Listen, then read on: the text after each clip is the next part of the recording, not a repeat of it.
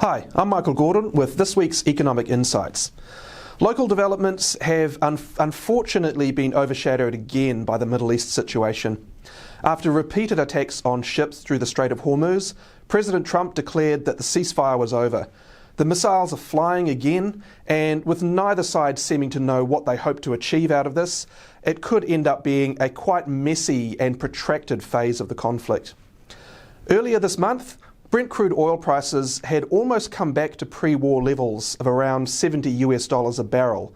They're now back up to around $85 a barrel, and we can only guess how much further they could go from here.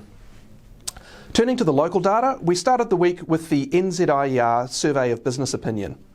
Now, firms were a bit more optimistic about the general outlook compared to 3 months ago, but in terms of their own performance, it was more mixed. And with things evolving so rapidly in the Middle East, it turns out that the results were again quite sensitive to what date that people filled out the survey. The other activity data for the week was on the soggy side. Card spending at retail stores was down by 1.4% in June.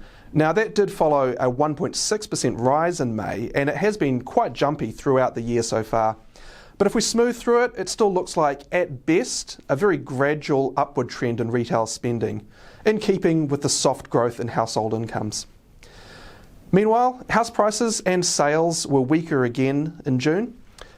Rising mortgage rates and an ample supply of homes on the market mean that potential buyers aren't in any hurry to act right now. The focus goes back on inflation in the next week, with the June quarter CPI coming out on Tuesday morning. At the moment, we're expecting annual inflation to rise from 3.1% to around 4%, which will mark the peak impact from the rise in fuel prices.